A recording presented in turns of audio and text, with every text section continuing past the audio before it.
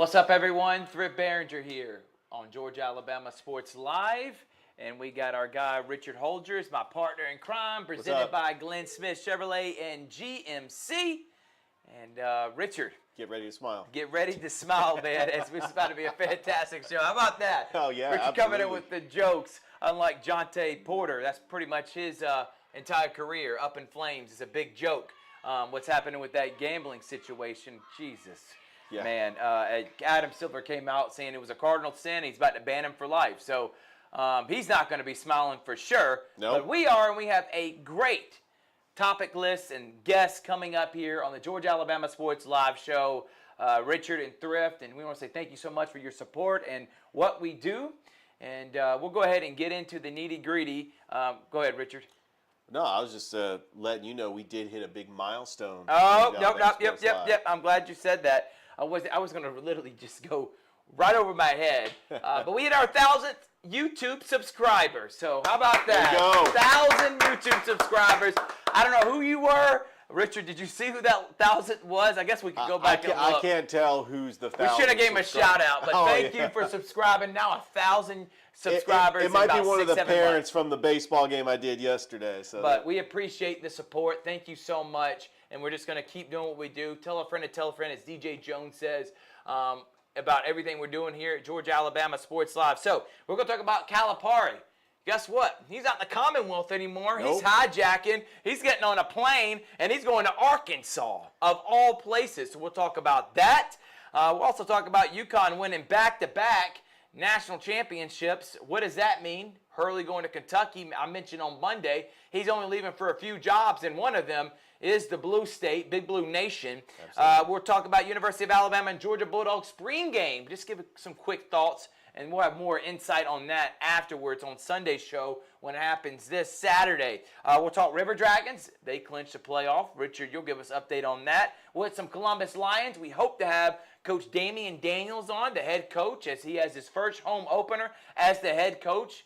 Longtime player, legendary player, Hall of Fame player, now coach and trying to win a championship in his first season. And then we're going to have on Tyler Redmond.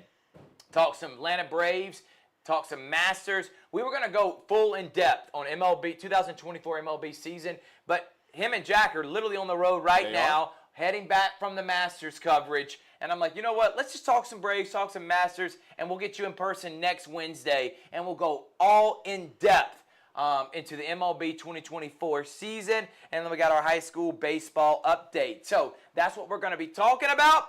And I guess the first thing we can hit on, Richard, is John Calipari. So it's funny because, you know, we pre-recorded the show on Monday. We both had obligations. I'm going to say that we did pre-record it Sunday night. And as soon as we get done, we did it late as we could. Because I want to make sure we do it as late as we can, because if there's any news that's going to break, I want to make sure we get it if we're pre-recording the show. Well, I was like, you know what, 10 o'clock's less late enough to do a show. Yeah, no, it wasn't, because John Calipari decided he was going to drop a nugget at 11:15. So we didn't mention it on Monday. Thank you, John, for doing that to us. But Calipari is making the move to Arkansas. Richard, I gave my thoughts on it on the Sports Visions radio show on Monday. I'm going to talk about it more in depth, but I want you to lead off with it. Give me your initial reaction to John Calipari, slick hair. I mean, you're talking about him and Rick Pitino, and they always dress the sharpest. That guy is no longer the Kentucky basketball coach. all right, I'm going to try to be nice because I'm a Memphis fan, and it still hurts when he left in 2009. Yeah, but he left for a premier job. There's only a few jobs he was going to leave that for, and Kentucky was one of them. He was the coach at Kentucky since 2009. He has the one title. The Kentucky fan base, they had enough. They were tired of the first round exits, losing to St. Peter's, a number 15 seed, losing to Oakland, a 14 seed. Yeah, he gets players in the NBA, and great players like Shai Gilgeous-Alexander, Tyrone Maxey, Devin Booker. I mean, it's just a list in the past decade. He saw the writing on the wall. We know that there's a $33 million buyout. Yep. Yes, he did say he was going to come. They're going to bring him back for one season, but he knows that he is in so much pressure. Why not go to a program that's a lesser tier program that, you know, Arkansas's got a title. They won the title in '94. Eric Musselman did a good job, a Sweet 16 appearance and 2 Elite 8 appearances, but they just had a disaster of a season, 16 and 17 this year, and Eric Musselman's now at USC. Now John Calipari, by the way, can get his guys, and Arkansas can start winning right away. Is that going to lead to titles?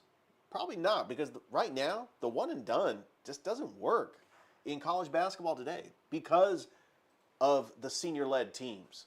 Like a UConn that had a senior backcourt, like when Jay Wright coached at Villanova and had the senior-led players.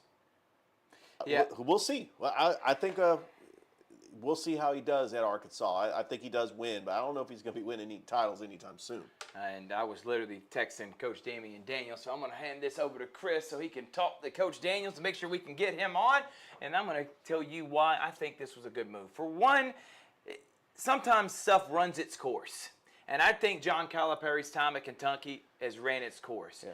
You know, we can talk about the fact that he did win the 2015 National Championship, being undefeated and having 10 guys playing the NBA on that team, including Devin Booker and Karl Anthony Towns, Tyler Ulis, Willie Cauley-Stein. I mean, Trey Lyles, the Harrison twins. I mean, they were loaded with talent, and they beat everyone in front of them and ended up losing to a senior-led, experienced Wisconsin team who they beat the year before with a young team. But the fact that he got 10 guys, all of them mainly freshman or sophomore, one junior and Cauley-Stein, to buy in to, hey, you're going to have a limited role, you're not going to be able to showcase your talent as much, and you're going to want to do a platoon system, and won 38 games, I still think that's a successful season, even though they didn't make it to the national championship. By the way, if they would have played in that national championship game against Duke in 2015, you talk about ratings, it was $28 million for Duke, Wisconsin. It would have been about $45, $50 million for Duke, Kentucky, because over the last 30 years, only 2 teams have moved the needle like Duke and Kentucky, and they're the only 2 teams that have been able to do that, Richard. I think that moving to Arkansas is kind of like the move that Jimbo Fisher did to Florida State. I've seen this a lot. Jimbo Fisher leaves Florida State, goes to Texas A&M. I think Arkansas is the Texas A&M of basketball. They have a lot of funding, just like A&M does for football, that oil money. Arkansas's got that Walmart money, so they have a ton of money to be able to help out with John Calipari. And I think he knew he wasn't getting the support he needed, so instead of trying to run it back, coaching with his life on the line, he decided, you know what, I'm going to go somewhere else and give me 4 or 5 years to feel comfortable, and this is going to be his ride out into the sunset. I still think he was successful what he did. 4 Final Fours and a national championship.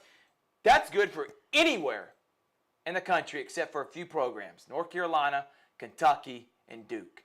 And the reason I say that, if Calipari the last several seasons would at least made it to the Elite 8 or Sweet 16, you know, Richard, I'm going to exit out of that, I don't think he would have been on the hot seat. Even if he hadn't made it to a Final Four since 2015. Right. If he still wins the first weekend and makes it the second weekend and makes it to an Elite 8, no one's complaining. They're going to be upset. They want to be in the Final Four, but he's still winning games. It's the fact that he lost to 15 seed St. Peter's, 14 seed Oakland, and then throw in there as a 6 seed losing to Kansas State.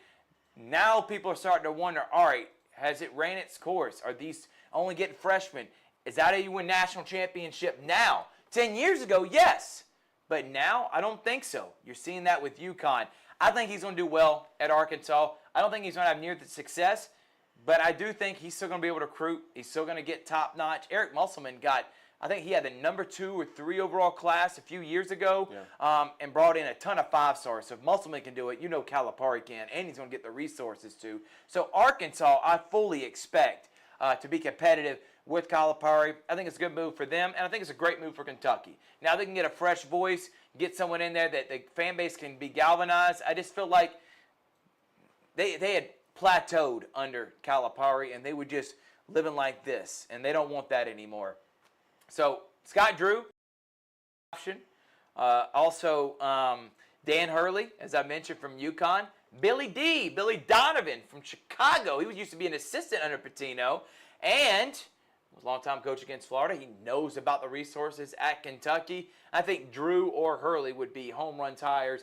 Bruce Pearl's name's been in the mix. Only thing about Bruce, though, he's 64. He's only a year younger than Calipari. I think they want to go a little bit younger than that because Bruce probably got about 5 or 7 years before he's going to ride off into the sunset. I think they want a guy that can be there for 10 or 15. Drew and Hurley, both those guys are in their late 40s, early 50s. So those are options they can get. I have no problem with it. I tell you, though, in terms of X's and O's and not really development, but just watching, not development as an individual player, because I think he's got 49 players in the NBA. He's had a bunch of first-round picks. I mean, the pedigree's for itself. But their IQ and their understanding of the game when it terms of, actions on offense, I mean, it was a dribble drive offense, man. It's literally one-on-one basketball. He said that in his intro press conference back in 2009 that's how he plays. He wants to showcase their talent. And I think in today's college basketball game, you need to play that team like UConn that's smart, running NBA-level stuff. And Kentucky wasn't able to do that. And it's hard to do that when you're bringing in freshmen and you only got them for a few months for them to learn that type of stuff. Unlike UConn, when they got players 3-4 years in the program.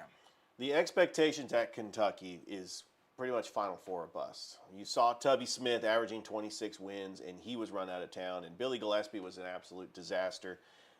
Whoever comes in and gets this job is going to be expected to win now. Some of the names that you didn't mention, Thrift, that I want to throw in there just for fun. How about Jay Wright? Getting him out of retirement. You saw what he did at Villanova, winning 2 titles in 16. He says he's not coming out of retirement. I listened to Adam Lefkoe. He said he would come out of retirement for $500 million. Now, I feel like that's a bit of a stretch for a 3-year contract for $500 million. That's over $150. But you're right. I mean, sometimes if you make an offer they can't refuse, there you go. You never know. And a name I heard on Sports Talk Radio earlier this morning, it's probably a long shot, Brad Stevens. I think he likes where he's at in Boston. He's the president of basketball operations at Boston. He hasn't coached at the college level in over a decade, but what he did at Butler, getting him to 2 titles in 10 and 11. How about this name, Mark Few?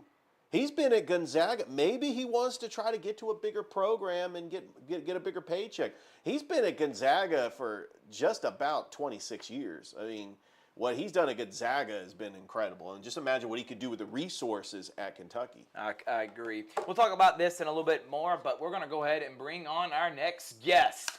He is the new head coach for the Columbus Lions. Started his season off 1-0 with a huge win against the Amarillo, what's their name? Venom. I was about to call them Amarillo Armadillos. I don't know why I wanted to call them that. And while Chris is getting him loaded up, this guy's a legend. This guy has done so many things, not just at playing as a player. Obviously, he's one of the greatest. I'm not just talking about Columbus Lions. In the history of arena football, I don't care. It played a Shaw. I'm talking about in the history of arena football, no matter what league, you got to mention Damian Daniels. Oh, no question. But he's an elite trainer. He's also an elite high school coach. And now he's a head football coach of the Columbus Lions. Coach, how you doing? Thank you so much for joining us.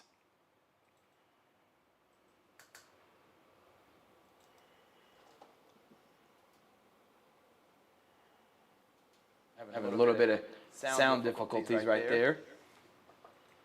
Coach, can you hear us?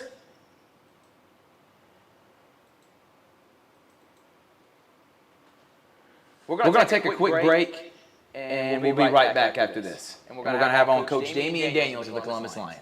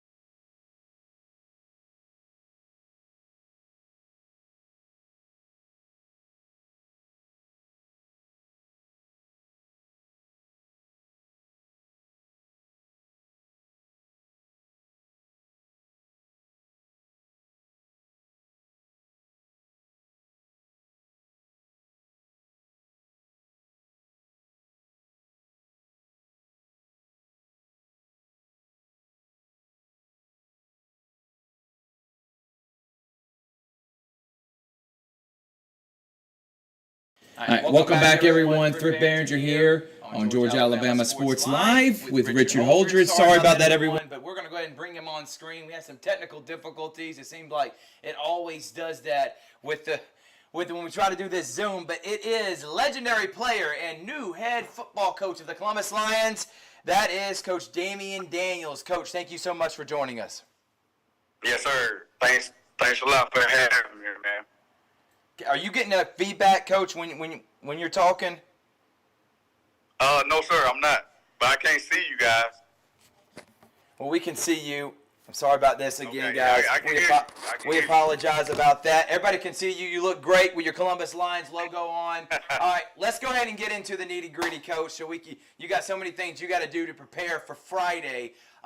We talked when you initially got the job back in August to take over the program. We talked about why you wanted to take over it. Why did you want to bring back to its glory days under Coach Jason Gibson, someone that meant a lot to you in your life. And then you got that first game out of the way. So talk about getting that first win and what did that mean to you to go on the road for your program, and what did you learn about your guys after that first week? Oh, man, it was great to get that first one, especially starting out on the road, which we hadn't done a lot, in the past. So it was good to get that first win. And what I learned from our guys is, we all love each other, man. And these guys, they love our coaching staff. And, they are willing to do anything possible, to get a win and continue this Columbus tradition. Coach Daniels, Richard Holdridge here. 2022, Sir. I remember I was up in the booth. Hi, how are you doing? It was great seeing you. You were the defensive coordinator under Coach Gibson in 2022. I thought it was just such a cool moment. And I know we talked about this on an interview that, the roster was depleted with injuries, but you put on the uniform and played a couple of games. And I thought that if a coach can go out there and play. You're saying a player, Coach. You're trying to bring Damian already out of retirement. Look at him, what he's trying to do, Coach. No, the thing is, Coach, I thought that really showed a lot. And I know that your players really, they saw that as like, you could still do it. And you had just a phenomenal year that year as well. But I know your playing days are over, Coach, but you're focused on this upcoming home opener. But really, with your experience playing and the coaching that you've had, how is the relationship with your players as far as that player-coach mentality? It's actually great, and a lot of times, you have to kind of earn your stripes as a coach and, get the guys to trust you and believe in, in whatever you're trying to, whatever system you're trying to run. But, luckily I had a great career. So with my resume, these guys come in, they automatically kind of are buying into what we're trying to do. So that kind of helps out a lot. And, Jarrell Green, he's kind of, came up with this quote saying, "In Dame we trust." So, the guys have kind of taken that on, and, that's special to hear that. It is, Coach. And, I want to talk about one guy that came in after last year, coming on the scene, replacing a legendary guy that was quarterback in Mason Espinoza, and that is Marcus Brooks. Right. What does he mean to you in your transition, Coach, as becoming the lead guy and having someone like that with experience who did a great job last year, that veteran presence? What does he mean to you in your program? Oh, man, it means everything, especially in an arena game. It really doesn't matter, who you have around, what pieces you have around. If you don't have a good quarterback, it's going to be tough to win games. And to have a good quarterback that has veteran experience, you can't really, compare that to anything. So Brooks has been good for us. His leadership has been good. So I'm expecting him to have another good season. Coach, you played one game so far on the road, defeated the Amarillo Venom 47-26. They jumped out the gate on that kickoff return, and they were up 8-0, but it seemed like that defense clamped down, and Marcus Brooks, a nice touchdown pass to Demisio Ewing, and he just feels comfortable in the pocket, and he's well protected with the offensive line. Well, you get to play the Venom again this Friday, and do you expect that the Venom are going to come out and try to make adjustments?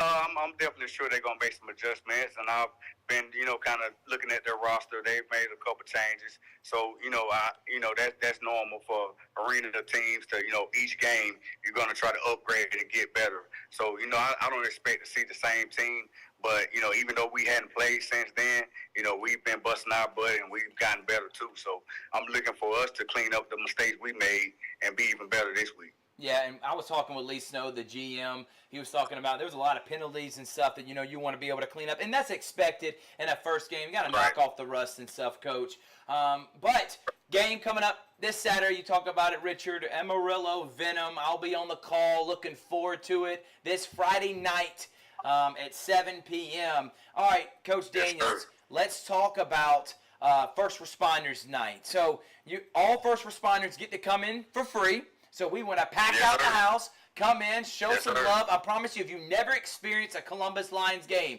Coach, I hate to put you on the spot, but for all those who've never done it, you've been in that arena a lot. What is it? What are they going to feel like, and what are they going to experience this Friday if they come out and support the Lions? It's just going to be a lot of excitement, a lot of fun, a lot of action, and you're just going to get to see some good football. We got a great team here. We got a great mixture of veteran guys and young guys. And, we're itching to play at home and show you guys what we got. So, like you said, if you come out, whether you're a huge football fan or not, I promise you will fall in love with it and you will want to come back. No doubt. The next week, we got Whiteout, and that's Special Olympics night. It's going to be on a Thursday, not Friday. Got changed to Thursday. The River Dragons got a home playoff game on Friday, so we moved the game to Thursday. Looking forward to being there with that. Coach, is there any adjustments for you that you've had to go through when taking over this job? Has it been a pretty good transition? And talk about like Casey Smith, Lee Snow, and all the guys that helped make this possible and giving you this opportunity. What have they meant to you in your first season? Well, starting off, it's been kind of a slow process, honestly. And, we just talked about that as a team. It kind of seems like we've kind of been at it for a little while here. And, we've only been able to play one game. So it's kind of been a slow start, but so we're looking forward to these next 3 weeks where we have 3 games back-to-back. But during this off time and not being able to play a game, Lee and Casey, they have been tremendous for us and done everything, to put us in position to keep this thing rolling. So when we do get back playing, we'll be ready to go. But, I'm just the head coach. I handle all the football side of it. But, if you know anything about professional sports and just, running the organization, period, it takes a family. And, Lee Snow and Casey Smith, they are the head of this thing, and they are what make it go. Yeah, they are. And, Coach, again, you're known in this area for your acumen, your knowledge of the game. I mean, everybody knows your playing days, but I've been more impressed with your training of multiple athletes that have gone on to the next level. I do want to transition just a little bit. We'll go back to the Lions, but you just made a post about a place you're going to be coaching at next fall, Coach. So I'm going to let you talk about that opportunity you got for you coming up in the fall of 2024. Yes, sir, man. Well, I'm transitioning, like you said. Of course, I'm a high school trainer and / DB coach. So I'm going to take my talents over across the water, man. I talked to Patrick Nix, and I will be the cornerbacks coach at Central High School next year. Oh, my goodness. So the rich is only getting richer, baby. Yeah. One of the top programs in the country is getting one of the best defensive back and coaches in the country. And, again, I told Lee this, and I hope he's not mad at me and Casey, but hopefully we have you for a long time, but I only see you, the college coaches program. Somebody's about to snatch you up here in the near future, no doubt about it. I'm a firm believer in you, Coach. What is the biggest difference when coaching with high school, college guys compared to the professional guys with the Lions? Because I know for the Lions, this is not their only job. They're not full-time with this. They got other jobs to be able to make a livelihood. So I know it's a little bit different than it is in the NFL where this is their full-time job. It's not theirs. So talk about what that's been like and what's the difference between that. Well, the biggest difference, as far as, high school and, arena, of course, is development, and that's why I love coaching the high school kids and the younger guys, because you get to kind of develop them and, kind of mold them into, the guys that, you see them being. The arena side of it, these guys have been playing football all their life. So now it's just about kind of honing in and, getting them better at the skills that they have already. As far as managing it, I think it's 10 times tougher in arena. Yep. Like you say, just because, these guys have, full-time jobs and families and, something happens every day, where a guy can't come to practice or, whatever, just because life happens. So a lot of times we have to adjust and, rearrange schedules and practice times, to kind of accommodate everybody. Coach, let's talk about the AIF. Third league in 3 years, making that transition, going from the NAL to the AIFA last year where they won the championship, now into the AIF, and what is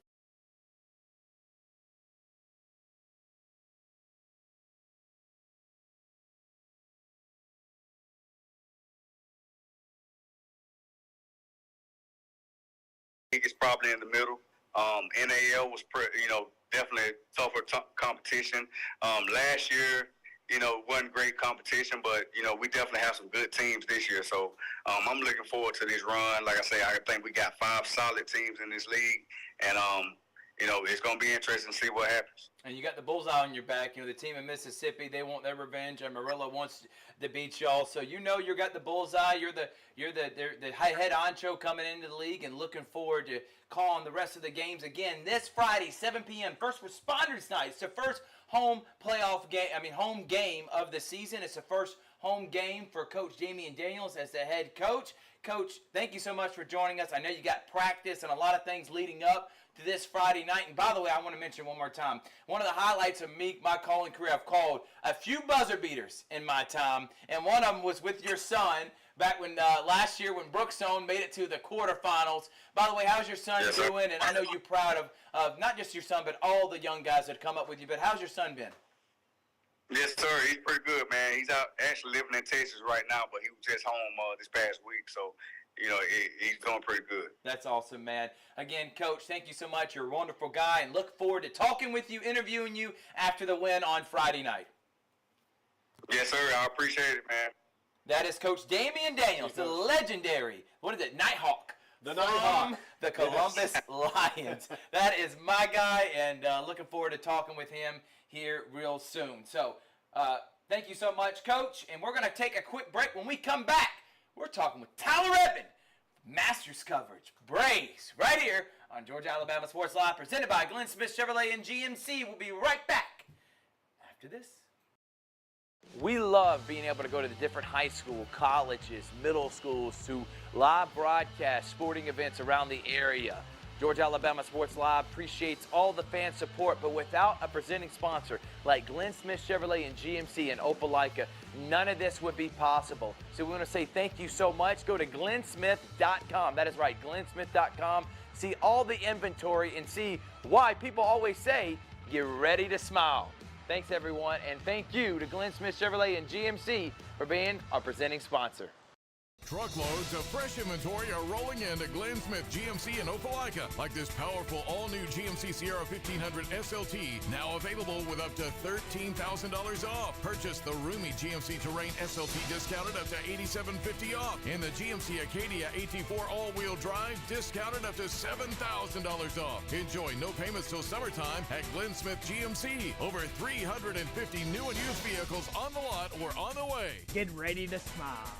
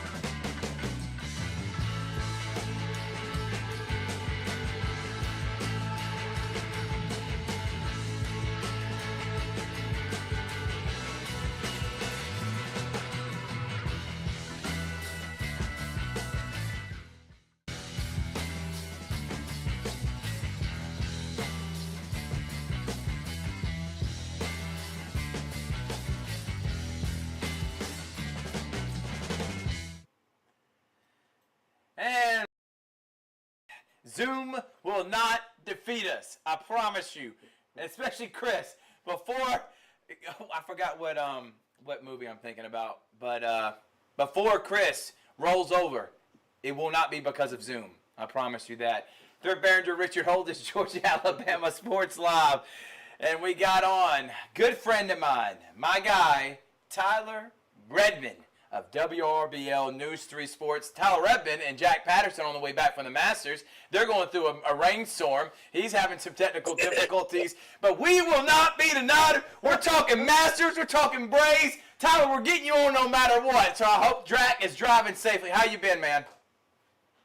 We're doing well. We're driving about as safe as we possibly can. I'm currently doing 45 right now. Yeah, we're doing well. If you saw the technological hookup that we have for this, you would be impressed. I'll just leave it there. Ain't no stopping us now. Hey, listen, that's DJ's favorite song, baby. You can't be mentioning that. I know DJ we're rolling.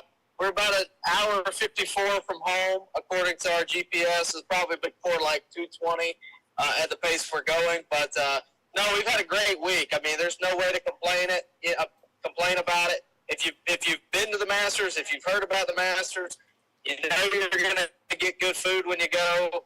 And we've been treated so well, and we always are. The course is still beautiful, like I figured it would be. Tiger Woods is still Tiger Woods. And, of course, there's a lot of excitement about the tournament this year. You know, we did a lot of talking, of course, about Tiger Woods, but also Rory McIlroy trying to get the Grand Slam. Scotty Scheffler, he's been a real hot golfer right now.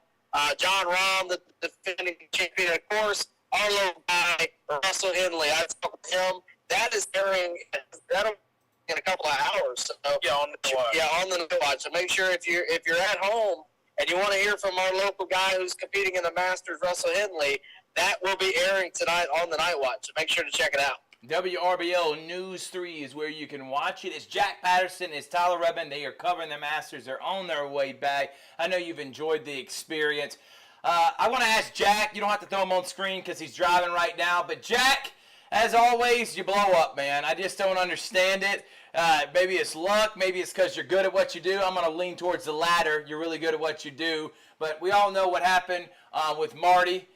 When back in 2019, Alabama LSU, you explode, and now you ask Tiger Woods a question that everybody's sharing when you ask him what motivates him. Jack, how do you come up with these questions that get you to go viral, and how was the experience in talking to the greatest of all time? You know, I've had the fortunate pleasure of interviewing a lot of people in my career so far, a lot of amazing athletes, but few can make me feel how I felt on Wednesday when I got, and keep in mind, you know, to give a little inside story. So myself and Rex Castillo were in the same situation back in 2022.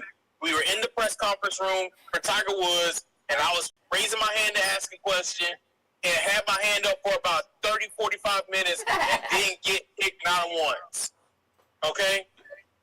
And, you know, this year I was, it just hit me, and I knew my question from the moment that we got in there. I had my hand up from the moment the press conference started.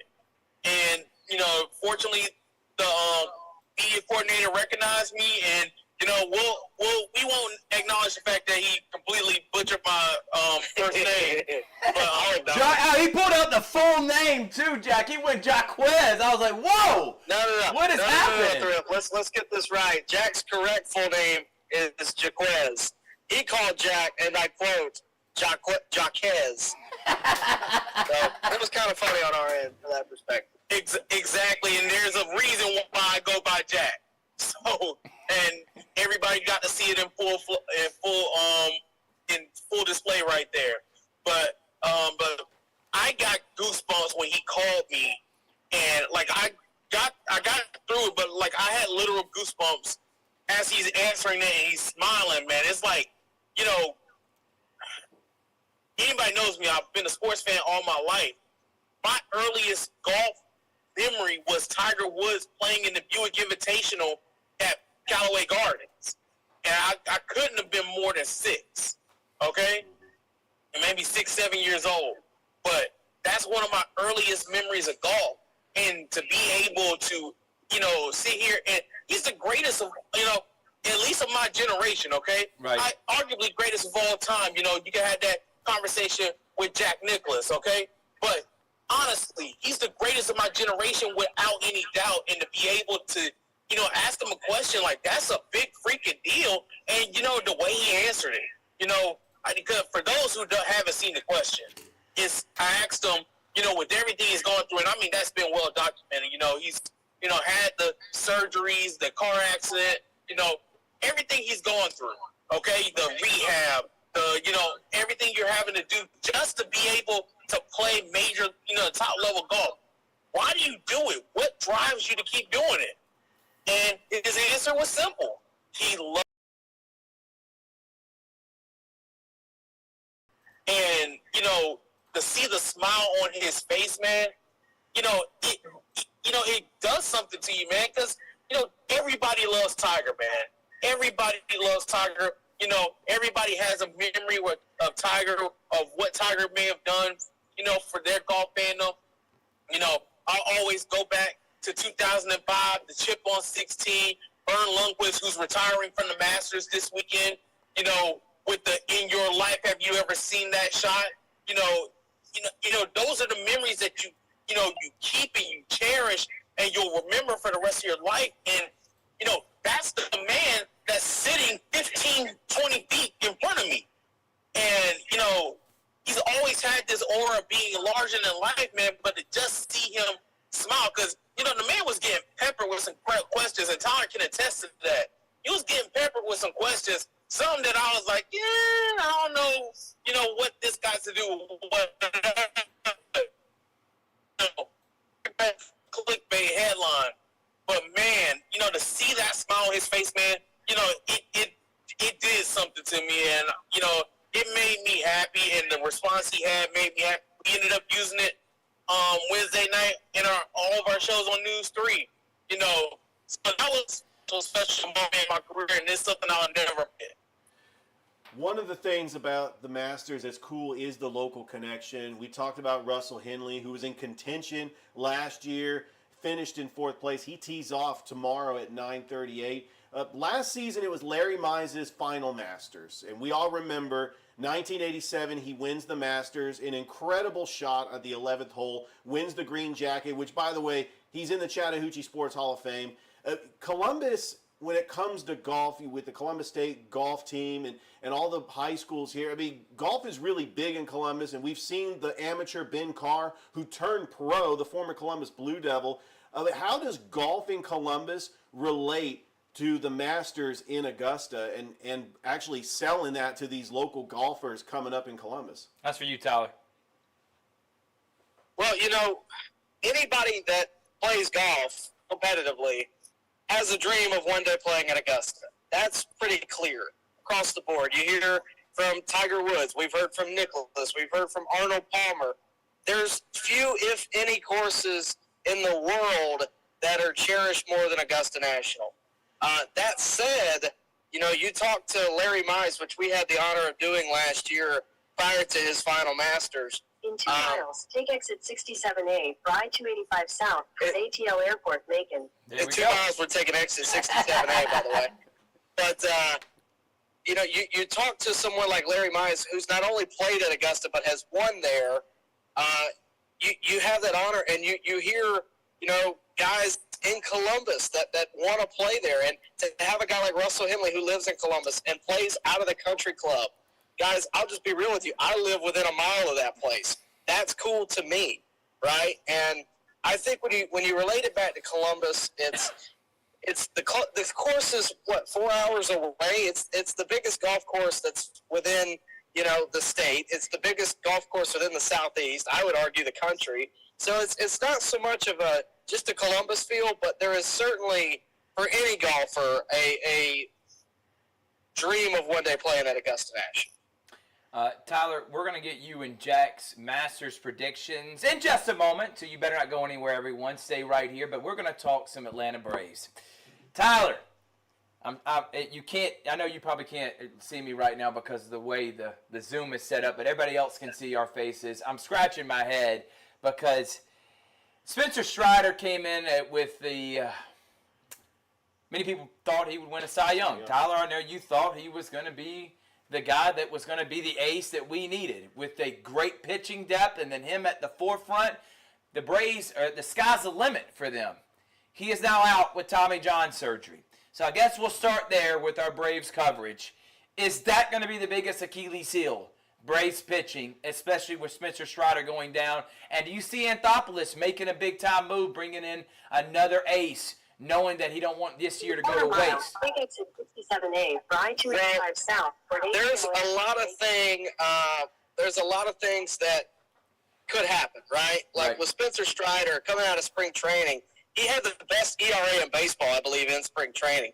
So, of course, everybody, would think that he's going to potentially win a Cy Young. Plus, you throw in the fact that he's added in a curveball, but you throw that in, and you consider the fact that he's now full of weapons, right, that can hit you from all different directions. He's not just a fastball slider guy. But then you have the fact that, look, he is a guy that throws 100 miles an hour 50% of the time, and that puts a lot of wear and tear on the arm, whether it be the shoulder, whether it be the elbow. In this case, it's the elbow. A lot of people are going to point to that curveball and say, well, that's what did it. Guys, I'll be honest with you. I was concerned about that really early on in his career. I was questioning whether or not he should be a starter because his style was a 100-mile-an-hour slider followed by an 87-mile-an-hour, 100-mile-an-hour fastball followed by an 87-mile-an-hour slider. I just questioned whether or not that would last. And now, we're a year and a half later, 2 years later, and unfortunately he's likely, if not already confirmed, going to have Tommy John. I always go back to Leo Mazzoni. Leo Mazzoni, any chance you guys ever get to talk to him, he always talks about the fact that pitchers are, throwing as hard as they can, every pitch they can. And I think it's multiple reasons stuff like this happens because Strider is far from the other. I saw today or yesterday that Framber Valdez is now hurt. Garrett Cole is, of course, hurt. Mm-hmm. And we've seen this, Justin Verlander calls it a pandemic of pitchers that, are battling these issues. And really what it comes down to is that you have removed sticky stuff, which we can't avoid.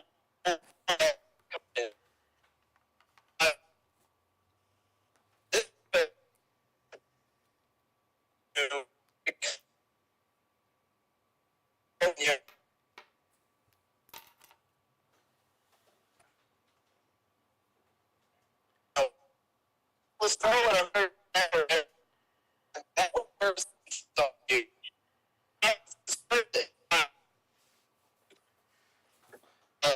you say, well, hey, still throw 100 miles an hour every pitch, but if you got it, then why wouldn't you use it, right? Right. It's a good way to show that is, I think, have to count on Chris Sale more than I think we ever thought the Braves would. He'll be your, in theory, a number 2 guy behind Max Fried, who also has not started the year off particularly well, so that's concerning. Charlie Morton's been great, and I'll say this real quick. Reynaldo Lopez has been the nicest surprise that the Braves have gotten in a very long time.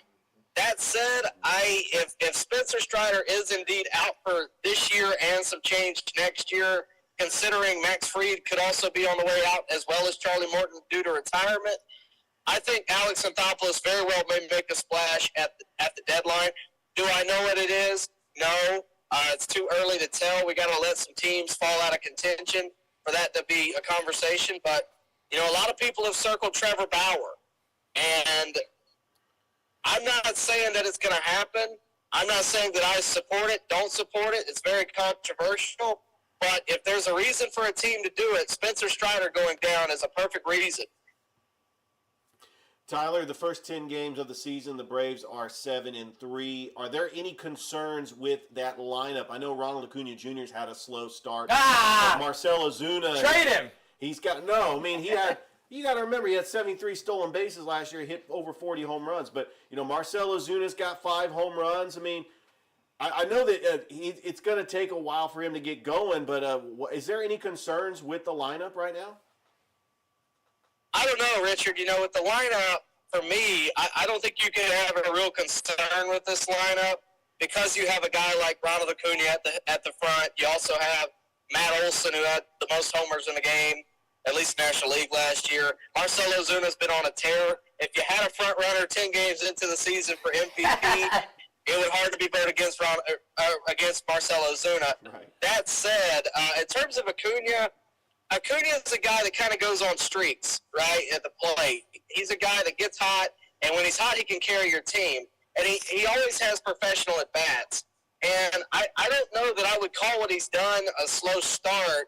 I mean, the long ball doesn't happen every at-bat. And you got to think coming into this year, pitchers are, doing everything they can to, not avoid the long ball. I mean, the Mets hit him the other night, and he followed it with back-to-back stolen bases. So as much as he may not be giving you, in home run distance and length and numbers this early into the season, he's giving you plenty on the base pass and plenty in the RBI category, plenty, offensively in general. And not to mention, the home runs are going to come. They're going to happen. Right. But, we started the year out against the Phillies, which was a tough series, followed by a couple of other tough series. The Mets series was tougher than what anybody would give it credit for, right? So I think when you look at what the Braves have done, the fact that they've been able to come back in a lot of these games when they arguably didn't have a chance says a lot about the lineup as it is. You also have to remember Sean Murphy's hurt right now. He's going to be back, And speaking of the lineup, I don't want to talk about the Braves without mentioning Jared Kelenic, because that guy has been phenomenal. He's been better than a lot of people thought he was going to be, including myself. He's been on base in every game they've had this year, which it's only 10 games. But when you look at his spring training stats, that's a pretty good accomplishment. I think he's going to be a big factor going forward. I think this lineup does not have a hole in it. And if any given day it has a hole in it, you have plenty that surround it, that it's not going to be that big of a problem. And really, the Braves culture is I think, to blame for a lot of that, because they work so well together. They piggyback off each other. And, you look at what the Braves front office has done over the past few years. If our biggest concern walking into the year is, is Chris Sale going to pitch okay? That's pretty good. Now, no one could have seen coming that Spencer Strider would get hurt the way he has. But I think the Braves will pivot. They know that they were that close last year to potentially winning a World Series. And they know that they could very well do that again. So I think at the deadline, once some teams fall out of contention, you'll start to see more action there and more possibilities open up.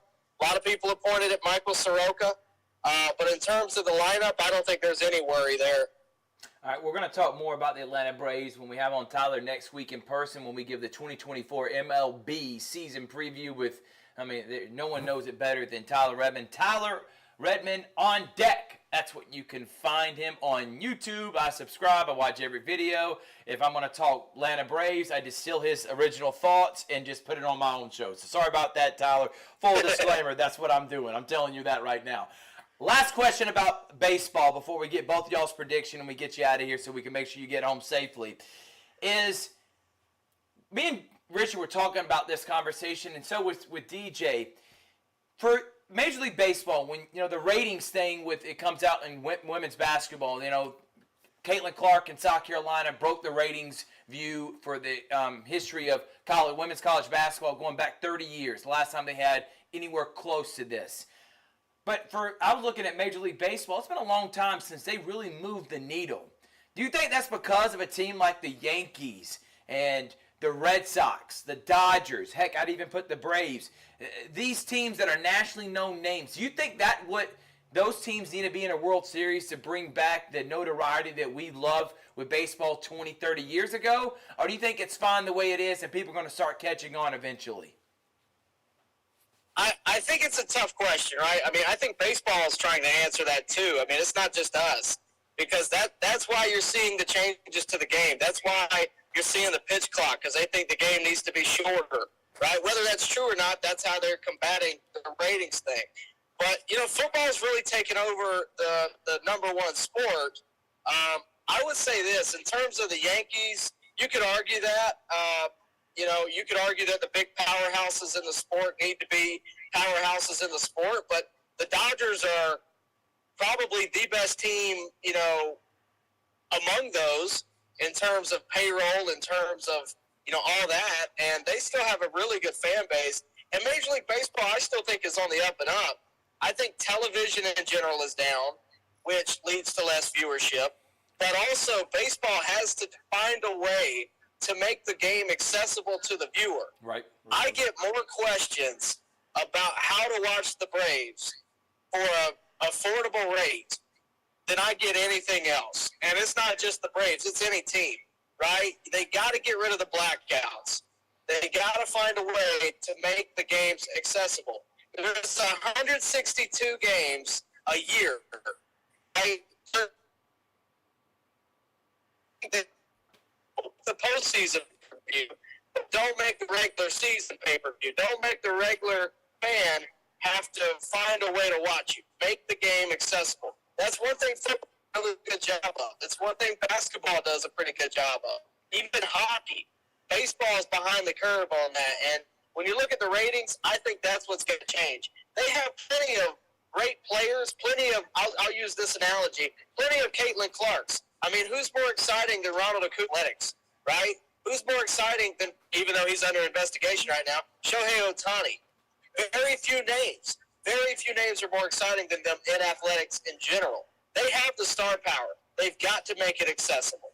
I think that is a great answer to a really tough question. I'm sorry to put you on the spot, but I knew you were going to be able to come through, Tyler, and I think that's a great point that you're making. Accessibility, the streaming apps, being able to watch it on your phone if you're not at home, having to go and do like local television. I mean, no one's really doing that now. It's all about accessibility, like you're talking about, from your computer, from your phone, be able to watch however you want, whenever you want. NFL's killed it. NBA's on that track. Heck, even college football, because of going through ESPN, but Major League Baseball, because of still having those local contracts, it's really hard. They don't have, and I don't know if, I'm not going to say that. NBA's got a league pass. I don't know if Major League Baseball does, but that's something they probably could look into if they did have it. All right, Tyler, Jack, give me your Masters predictions. Tell me you're picking Tiger, right? Jack, you first. Masters prediction.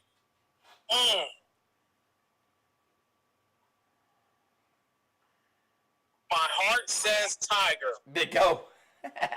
But my mind says Scotty Scheffler, because there's not a hotter golfer on the planet right now. Like the answer. T-Red, what you got? My heart says Russell Henley. My mind says Scotty Scheffler. Yeah, I don't blame you. I think those are great picks, and I think y'all are two great guys, and looking forward to seeing y'all hopefully Friday for the Columbus Lions opener as they are taking on Amarillo and First Responders Night. Guys, get home safely. Talk to you real soon. Thanks, T-Red. Thanks, guys. Y'all have a good one. You too. Easy, Thanks, Jack. See y'all later. And that is Tyler Redmond and Jack Patterson of WRBL. We're going to take one more break. We're going to come back. We're going to talk back-to-back national championships for UConn. Richard's going to give River Dragons update. Just give quick little hitters on Alabama and Georgia spring games. And then high school baseball update. We're going to do all that in about 15 minutes. So don't go anywhere. Stay right here. We'll be back in 2 and 2, as DJ says, on the Georgia Alabama Sports Live Show presented by Glenn Smith Chevrolet. Get ready to smile. We love being able to go to the different high school, colleges, middle schools to live broadcast sporting events around the area.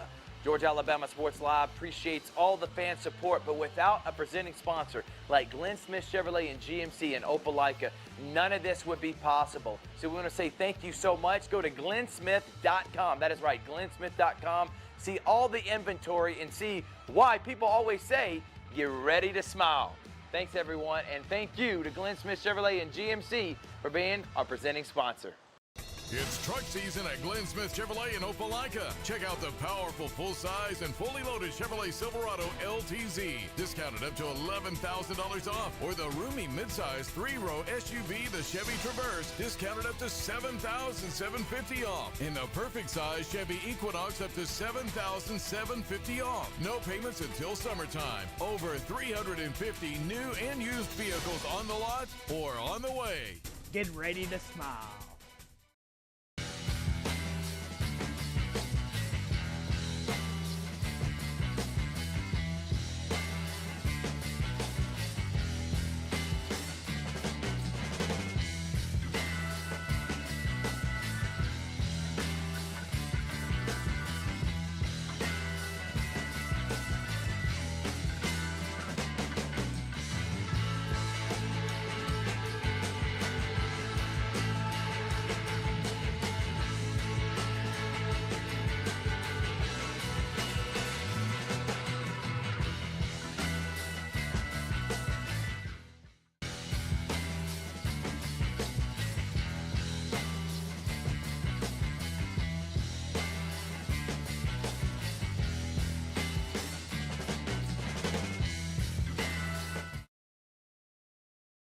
We are back here at the Beck Center. By the way, thank you to Corey Black. Thank you to Roger Beck, one of a big-time supporter of ours, allowing us to be here in the Beck Center. This is why Pacelli is one of the best schools in the country. They got a facility like this where they can have soccer practice going on, baseball practice going on, and then Georgia Alabama Sports Live show all at the same time here at the Beck Center. Thank you so much for their support of what we do. Thank you to Tyler Redmond and Jack Patterson as they did a quick hit with us on the road while it's raining in a monsoon, and they're still willing to come on Georgia Alabama Sports Live. That's dedication, baby. Love it.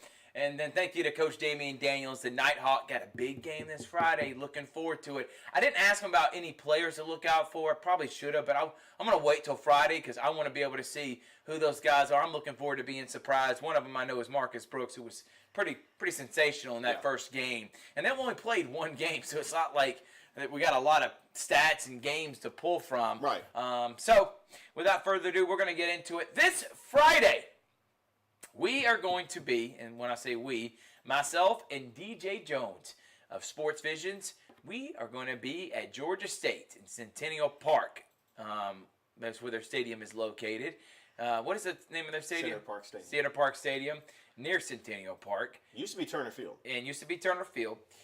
And Georgia State Panthers. They hired a guy, I don't know if you know him, Richard Del McGee, Coach Carver, Georgia, one of the greatest recruiters, one of the greatest, won a state championship at Kendrick, one of the greatest recruiters we've had in the last 5 to 6 years. That guy is coaching at Georgia State, and he's already making waves. He's got Pastor Troy coming and being at halftime show of his spring game. Kind of reminds me of Kirby Smart's first year in 2016, his spring game. You know who he had coming? The Migos. So, I think these guys know what they're doing to try to move the needle. Yeah, he gets Pastor Troy. And, of course, DJ Jones. He's the only guy that can get access. Well, we're going to be live on the field an hour before the spring game. Spring game starts at 4. We're going to be on the field at 3 o'clock, and where we are going to talk with Del McGee and a few others, bringing in the Del McGee era. And it's going to be on the Sports Visions Facebook page and YouTube channel. Cannot wait to be there, Richard. It's going to be a lot of fun.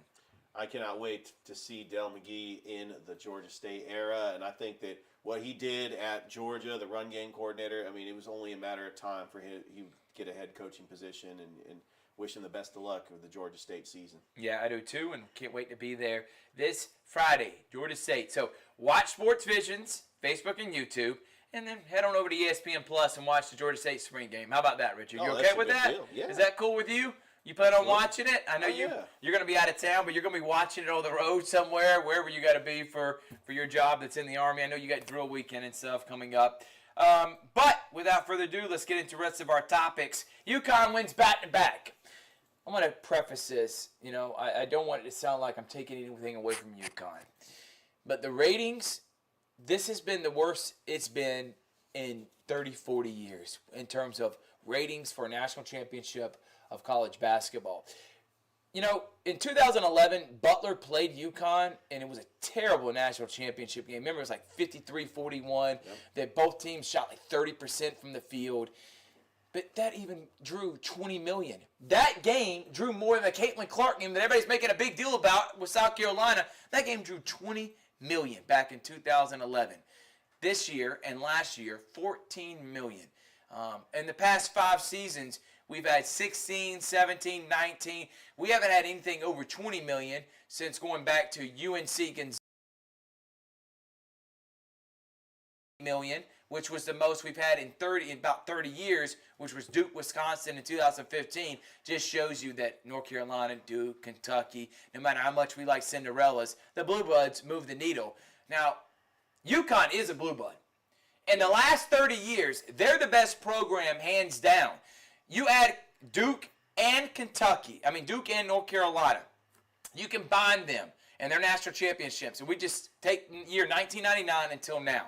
You combine Duke and North Carolina, they have the same amount of national championships as UConn. They both got 3, UConn's got 6. I know you went on your tangent, Richard, talking about, and this happens a lot. You know, you mentioned they've had some luck with their seeding and the way that things played out, but that's every national champion almost. They get favorable seedings, favorable brackets, and then they end up having teams lose before they even have to play them, and they end up winning a national championship. This UConn team, I don't care if they played every top 25 team all the way to the national championship, they'd win every game by 20. This team is the most loaded, deep, well-coached, well-executed team I've seen since 2007 with that Florida National Championship, and we talked about that on Monday. They are incredible to watch. They are dominant in every facet of the game. Dan Hurley has shown that you can win with young, you can win with old, you can win with development of talent. They got big guys. They got wing depth. They got point guards that don't make mistakes. They got guys that can knock down threes. There is no weakness. You can't say, well, let's make them shoot. You make them shoot, they knock it down. Let's make them drive. You make them drive, they'll throw it down to Clingan, or they can finish. And then they got the post presence with Donovan Clingan to go at 7'4" Zach Edey. He did have 37 points, Richard. Yeah. But I said this on Monday. They were willing to give up 37, and a lot of those points came in during trash time when the game was already over with. I think he had like 19 or 17, somewhere around, but with 9 minutes left in the second half. And that's when UConn just took the soul out of Purdue. Great season for Purdue to even make it that far. Their first ever national championship game. Or first in a long time. I can't say first ever because we're going back 70, 80 years. But first in a long time. UConn, incredible. They just, I guess, don't move the needle. Or maybe people are just tired of men's basketball. I don't know what it is. But something's got to change because I love the NCAA tournament.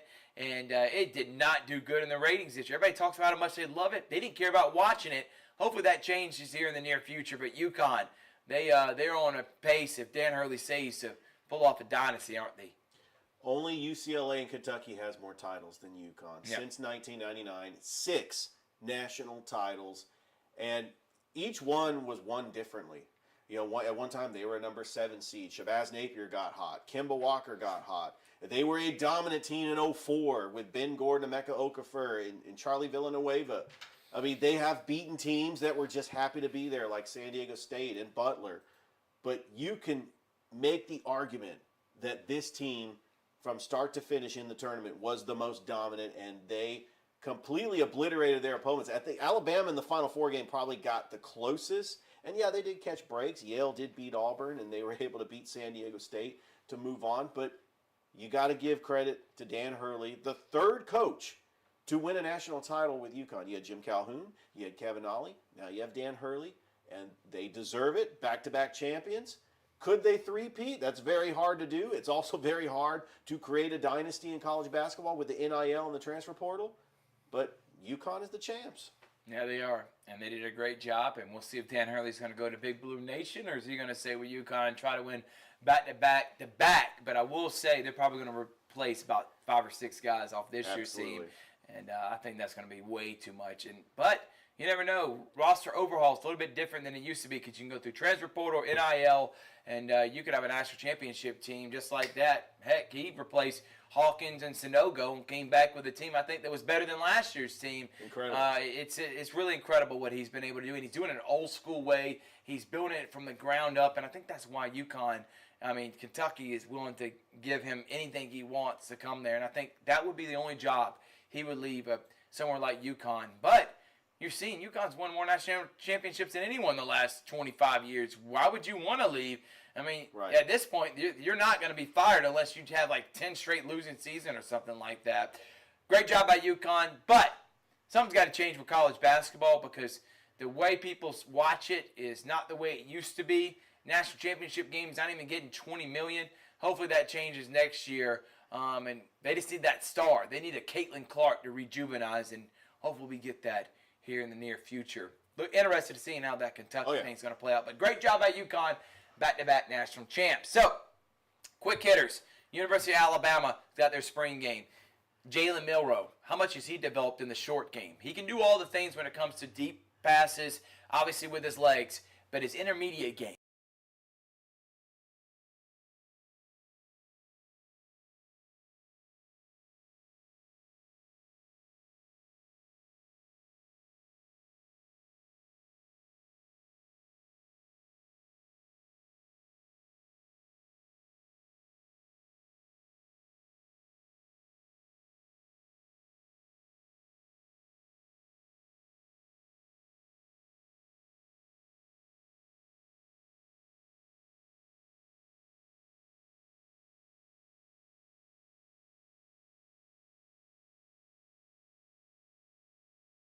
This Georgia team, even with the talent they're missing, they reload. They're coming in as the number one team in the country next year, especially with Beck returning. I really don't have many questions other than how they're going to replace Dell McGee and how's his replacement been. But Alabama is way different, obviously, with the coaching change and everything else. What will your questions be heading into the spring game that's happening this Saturday? Georgia and Alabama's both at 1 p.m. I just want to see the development of the backup quarterbacks, Ty Simpson for Alabama, Gunnar Stockton for Georgia. Okay. I mean, it's a good just learning curve to see. I don't know how much the starters are going to play in the spring game, but it's just nice to see how they're developing. I mean, we already saw the Auburn spring game with Cam Coleman having a big impact, and that's really what the spring game is all about as we get ready for this upcoming college football schedule, which, looking at the schedule, Georgia does play Alabama on September 28th. Yeah. Next year, we got Texas and Oklahoma joining, too. I mean, I cannot wait. SEC Media Days in Dallas, by the way, the 15th through the 19th of July. And I tell you, I think pretty much but like maybe one or two SEC teams, Auburn played last week, are playing this week, right? Including Alabama and Georgia. Obviously, Georgia is just about having fun. I mean, there's obviously some question marks. We're replacing people, the safeties, some of the cornerbacks that are leaving.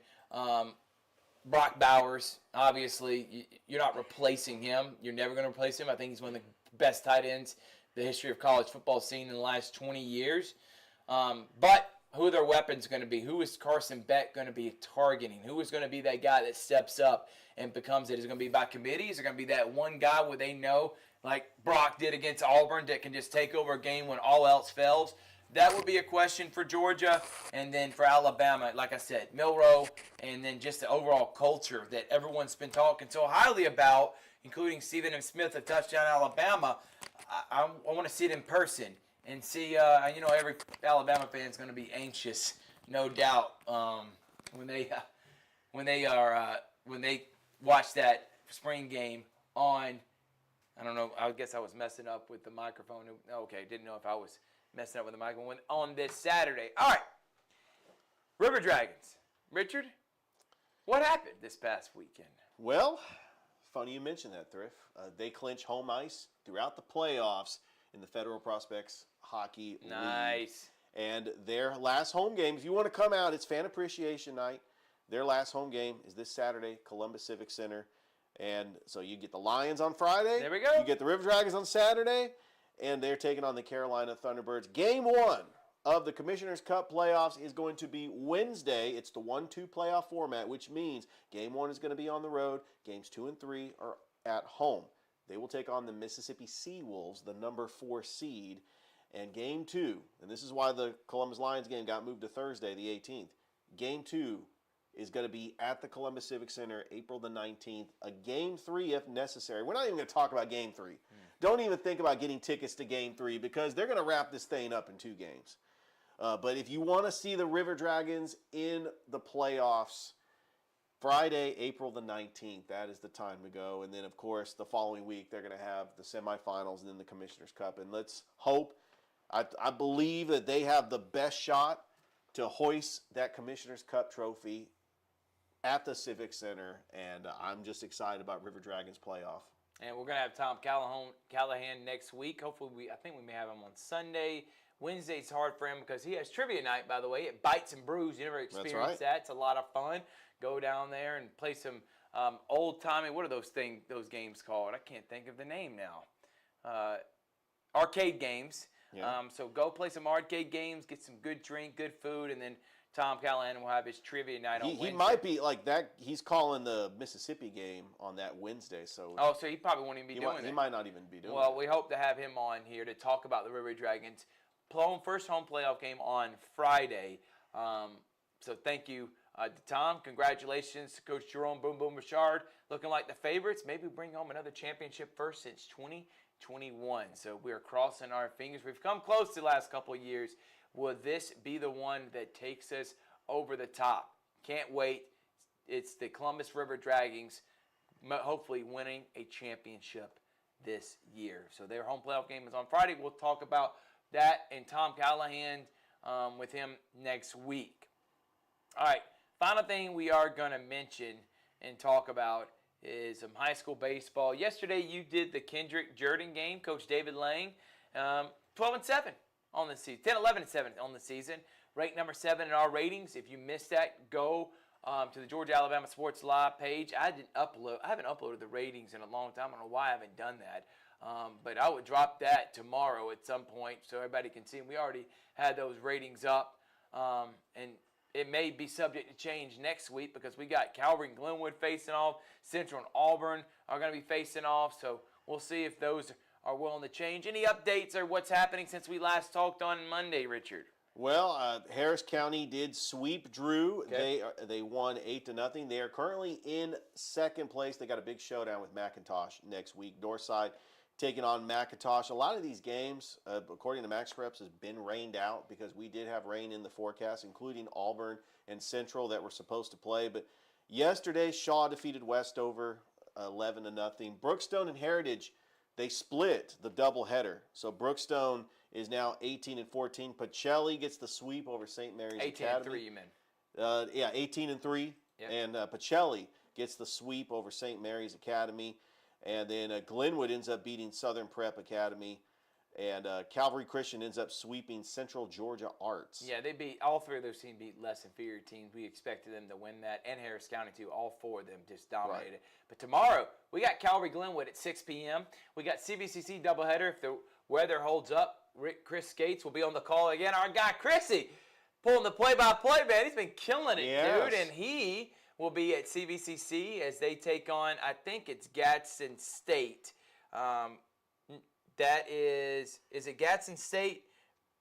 Yes, it is Gadsden State. Sorry, we're going to make sure. So they take on Gadsden State tomorrow, 12-3, and then at 6, me and you are going to be there for that. Calvary Glenwood. Can't wait. That's teams that won state championships last year looking to win this year. And by the way, Pacelli, they just put this on their schedule. I guess they just added the game late. They're taking on Lee Scott tomorrow. I saw that. At Lee Scott. So we'll give those updates throughout our broadcast. So we're looking forward to being there Friday. Talked about it, Georgia State. Me and DJ will be live on the Sports Surgeons YouTube channel and Facebook page. Then on Saturday is CVCC softball doubleheader, 2 and 4 p.m. Again, Chris will be there for that as CVCC takes on Wallace State. So we'll see if the softball and baseball teams can get big-time wins. Look forward to broadcasting the game tomorrow. We'll have a show on Sunday. Hopefully at some point, Richard, if it's not Sunday, it will be Monday. And hopefully we'll be able to talk with Tom Callahan and we'll be able to hit our ratings again and drop those and a few other things. So looking forward to being able to do that next week. We only got 2 weeks left in the regular season and then playoffs start right after that. So April 24th, first round of the AISA. The next week's when the GIAA start. April 26th when the GAP. So Calvary, Pacelli, Glenwood, and Brookstone. We're going to be hitting those Can't any public schools because of the rights fee and everything else. We wish a lot of the teams good luck, but the 4 private schools, we'll be able to hit all of them, Glenwood and Calvary, to the state championship game, Pacelli and Brookstone to the semifinals. So looking forward to seeing how far those teams go. By the way, Brookstone and Pacelli ranked number 1 and number 3 in the state in the GIAA. Brookstone number 1, Pacelli number 3. Calvary ranked number 1 in the GAPS, and Glenwood ranked number 1 in the AISA. So how about that, Richard? We got 4 teams that could win a state championship. Morgan's pretty good. Obviously, Lee Scott, they're 18-4. They're really good, but they lost 2 or 3 against Glenwood, so I still put Glenwood as number 1. And we'll see them tomorrow as they take on Calvary. So number 1 versus number 1 on Georgia Alabama Sports Live. Any final thoughts, Richard, before we get out of here? Great show. I know that we had some rain today, but it's just been a great sports week. Looking forward just to keep on grinding on Georgia Alabama Sports Live, and I'm really looking forward to the Masters starting tomorrow. Who's your pick? Oh, so I'm picking Tiger. I don't care if it's my head, it's my heart. I'm picking Tiger every time. I want to see Tiger. I want him to do good. I want him to make the cut. I'm going Tiger. I'm picking Brooks Koepka. And honestly, the guy that I'm starting to gravitate towards now that Tiger, who's my favorite and will always be my favorite, is Brooks Koepka. Koepka's built like Tiger. Yeah, he is. I'm gravitating towards him. He hasn't won a major in a couple a while. years. He did finish second, tied with Phil Mickelson last year. So we'll see. And he's coming second. Remember back when Tiger Woods won back in 2019. Has he got a Masters jacket? I think he's got one. I gotta check and pull that up real quick before we get out of here. If he's got one. What we're gonna do right now is we're gonna type in Brooks Koepka while we're live on our show. Looking at his majors right now, he's won the PGA Championship 3 times, 18, 19, and 23. The U.S. Open 17 and 18 2 times, and he's tied for second in the Masters. He has never won it. Never won a green 2019 and 2023. Would this be the year he put on the? I think that's a really sneaky pick. Everybody's talking about Scotty Scheffler, John Rahm. Defending champion. If I ain't picking Tiger, I'm picking Brooks. I'll tell you that. Looking forward to Sunday. I tell you what, I am pulling for Russell Henley. I'm like Tyler Redmond. I like the Columbus angle. It's Richard Holdridge. It's Trip Behringer. Thank you so much to Glenn Smith Chevrolet and GMC for our sponsorship. Thank you to Columbus State. You're looking for a premier Division II that's got high-level athletics, just a great university. As a former alumni, love what Dr. Gibson, the Chris Robinson Communication Department does, but also their athletics under Jay Sparks, AD. Thank you for their support of us. Thank you to Behringer Construction. Always, for any home remodeling needs, call Glenn Behringer at 706-249-1099. And also thank you to Roger Beck and the Beck Center, where we are live right now. Enjoy the rest of your night, and everybody be safe. And make sure to tune in tomorrow. 12 o'clock, CVCC Baseball. 3 p.m., CVCC Baseball. And then 6, number 1 Glenwood, number 1 Calvary on Georgia Alabama Sports Live. Good night, everybody. See y'all later. We love being able to go to the different high school, colleges, middle schools to live broadcast sporting events around the area. Georgia Alabama Sports Live appreciates all the fan support, but without a presenting sponsor like Glenn Smith Chevrolet and GMC in Opelika, none of this would be possible. So we want to say thank you so much. Go to glennsmith.com. That is right, glennsmith.com. See all the inventory and see why people always say, get ready to smile. Thanks, everyone, and thank you to Glenn Smith Chevrolet and GMC for being our presenting sponsor. Truckloads of fresh inventory are rolling into Glenn Smith GMC in Opelika, like this powerful all-new GMC Sierra 1500 SLT, now available with up to $13,000 off. Purchase the roomy GMC Terrain SLT discounted up to $8,750 off. In the GMC Acadia AT4 all-wheel drive, discounted up to $7,000 off. Enjoy no payments till summertime at Glenn Smith GMC. Over 350 new and used vehicles on the lot or on the way. Get ready to smile. Thank you for watching the Georgia Alabama Sports Live Show presented by Glenn Smith Chevrolet and GMC. You're ready to smile. Thank you for watching the Georgia Alabama Sports Live Show presented by Glenn Smith Chevrolet.